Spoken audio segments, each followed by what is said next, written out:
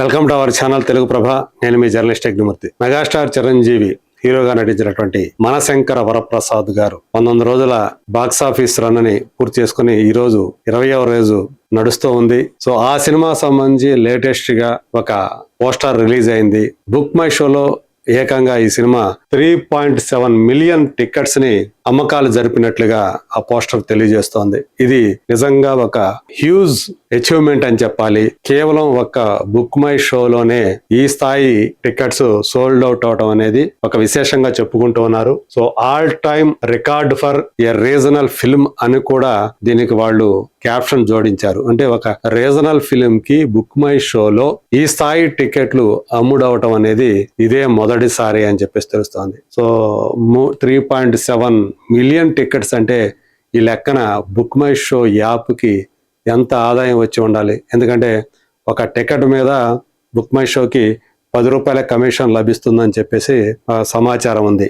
ఆ లెక్కను చూడండి. 3.7 మిలియన్ అంటే 37 లక్షలు. 37 లక్షలు ఇంటూ 10 అంటే 3,70,00,000 రూపాయల కమిషన్ కేవలం ఈ ఒక్క సినిమాకే బుక్ మై షోకి వచ్చిందంటే బుక్ మై షో ఆదాయం ఎలా ఉంటుందో దీన్ని బట్టి మీరు ఊహించుకోవచ్చు. సో మామూలుగా ఒక చిన్న సినిమాకి వచ్చేటువంటి కలెక్షన్ ఏదైతే ఉందో ఆ రేంజ్ కలెక్షన్ ని కేవలం టికెట్ల అమ్మకాల ద్వారా బుక్ మై షోకి వస్తుందంటే దాన్ని బట్టే అందు గురించి ఇవాళ బుక్ మై షో అనేది లీడింగ్ ఆన్లైన్ బుకింగ్ యాప్ కంపెనీగా అంత పేరు ప్రఖ్యాతులు సంపాదించుకుంది. సో దాన్ని అలా పక్కన పెడితే ఈరోజు ఇలాంటి ఒక రీజనల్ సినిమా సంబంధించినటువంటి ఇంకొక రికార్డుని తన ఖాతాలో మనశంకర వరప్రసాద్ గారు వేసేసుకున్నారు. అనిల్ రావుపూడి డైరెక్ట్ చేసినటువంటి ఈ సినిమా. సో ప్రతిరోజు మనం ఏదో ఒక విశేషాన్నో ఒక రికార్డునో మనం చెప్పుకుంటూ ఉన్నాం. సో దానికి విసుగు విరామం ఉండదా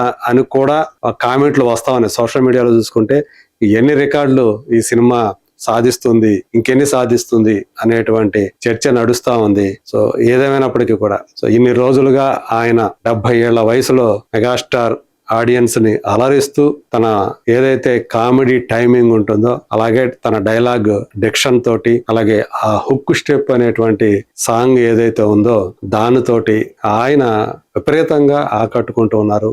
దీనితోడు అన్ని పాటలు కూడా హిట్ అవటం అంటే ఇది కేవలం సినిమా పరంగానే కాకుండా మ్యూజికల్ గా కూడా బ్లాక్ బస్టర్ హిట్ అవటం. మేసాల పిల్ల అనేటువంటి సాంగ్ తో మొదలైనటువంటి ఆ సంగీత విజయ పరంపర, ఆ తర్వాత వచ్చినటువంటి Sasirekha song, victory mega victory mass song, చివరిగా వచ్చినటువంటి హుక్ స్టెప్ సాంగ్.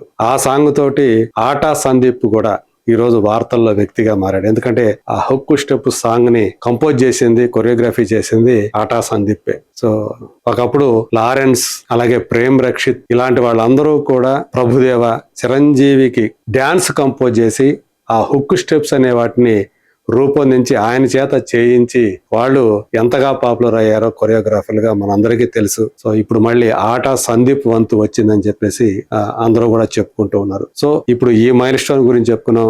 మరోసారి మరో మైల్ స్టోన్ మరో రికార్డ్ తోటి మళ్ళీ మీ ముందుకు వస్తాను. అంతవరకు let us wait and see.